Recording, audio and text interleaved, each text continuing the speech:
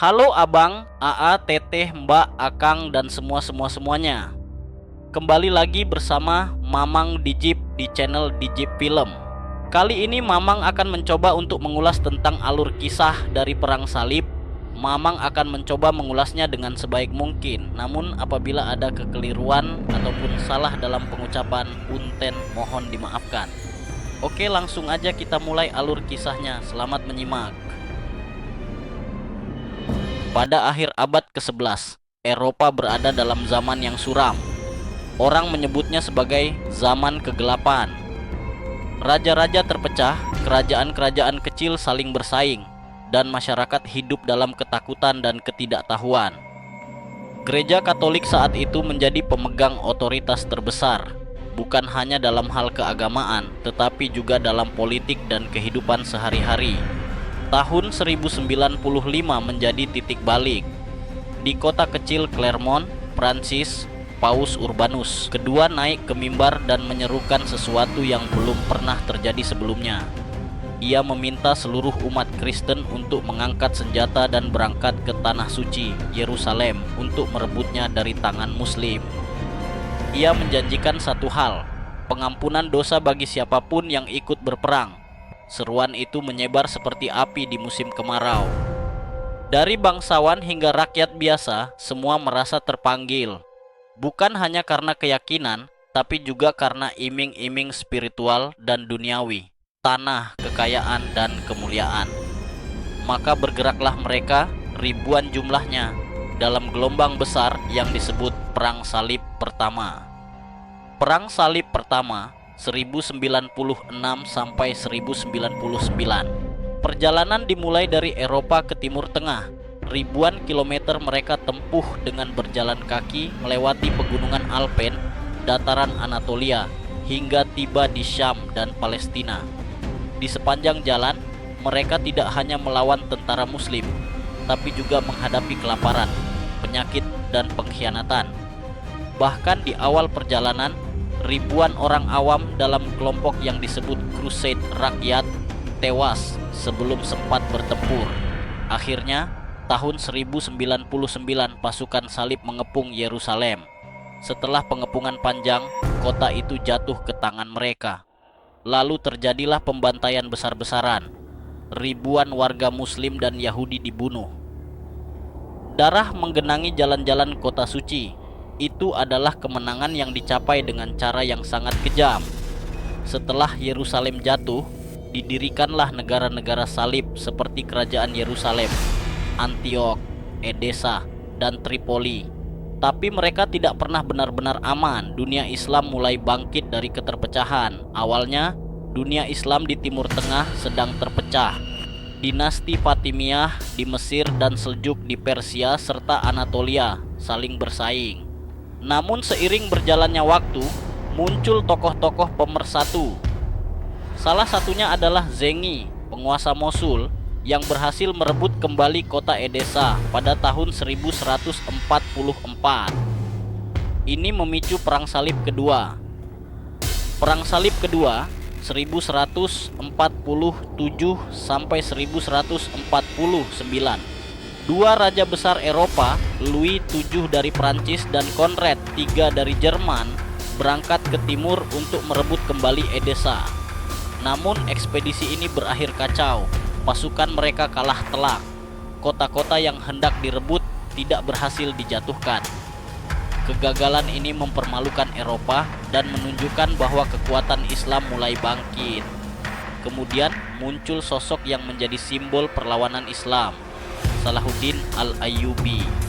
Ia bukan hanya jenderal, tapi juga negarawan dan pemimpin yang dihormati kawan dan lawan. Ia mempersatukan Mesir dan Suriah, memperkuat pertahanan, dan membangun kekuatan militer yang solid. Salahuddin berhasil mengalahkan pasukan salib dalam pertempuran Hattin. Sebagian besar tentara Kristen tewas atau ditangkap. Setelah itu, ia mengepung dan merebut kembali Yerusalem. Tapi tidak seperti pasukan salib dulu, Salahuddin menunjukkan belas kasih. Ia melindungi warga sipil, memberikan waktu bagi umat Kristen untuk meninggalkan kota dengan aman. Dunia menyaksikan kemenangan yang mulia. bukan hanya secara militer, tetapi juga moral. Perang Salib ketiga 1189 sampai 1192. Kehilangan Yerusalem membuat Eropa berguncang. Tiga raja besar, Richard the Lionheart dari Inggris, Philip Augustus dari Prancis, dan Frederick Barbarossa dari Jerman, memimpin pasukan besar ke timur. Namun perang salib ketiga penuh dengan drama. Frederick tenggelam sebelum tiba. Richard dan Philip bertengkar, dan Philip pulang lebih awal. Richard berhasil merebut beberapa kota pesisir, seperti Acre dan Jaffa, tetapi gagal merebut Yerusalem. Akhirnya, ia membuat perjanjian damai dengan Salahuddin. Yerusalem tetap di tangan Muslim, namun umat Kristen diizinkan berziarah. Akhir dari era Perang Salib, tahun 1291, kota pelabuhan Acre, benteng terakhir tentara salib, jatuh ke tangan pasukan Mamluk dari Mesir. Itulah akhir dari keberadaan nyata negara-negara salib di Timur Tengah. Setelah hampir 2 abad, perang-perang itu akhirnya usai. Tapi jejaknya tetap tertinggal, warisan dan dampak perang salib. Perang salib tidak menghasilkan kedamaian atau penyatuan iman, justru sebaliknya. Ia meninggalkan luka sejarah yang dalam antara 3 agama besar, Islam, Kristen, dan Yahudi. Namun, dari sisi lain, kontak antara timur dan barat membuka jalan bagi pertukaran budaya, ilmu pengetahuan, dan perdagangan. Eropa mulai mengenal angka Arab, filsafat Yunani yang dilestarikan oleh ilmuwan Muslim, dan metode pengobatan yang lebih maju. Secara politik, otoritas Paus melemah.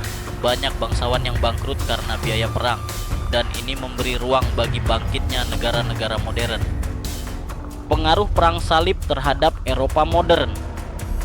Meski perang salib sering dilihat sebagai kegagalan spiritual dan moral, ia membawa dampak besar bagi Eropa. Bahkan bisa dibilang, ia menjadi jembatan menuju kebangkitan Eropa modern. 1. Kontak budaya dan ilmu pengetahuan. Ketika orang Eropa datang ke dunia Islam, mereka menemukan hal yang menakjubkan. Kota-kota yang bersih, sistem rumah sakit, perpustakaan dengan ribuan buku, universitas, dan filsafat kuno yang dilestarikan dalam bahasa Arab. Mereka membawa pulang pengetahuan ini, angka Arab, aljabar, optik, kedokteran, filsafat Yunani, bahkan cara membuat kertas. Tanpa sadar, perang salib menjadi jembatan ilmu yang membuka pintu Renaissance, kebangkitan intelektual di Eropa. 2. Perdagangan dan ekonomi.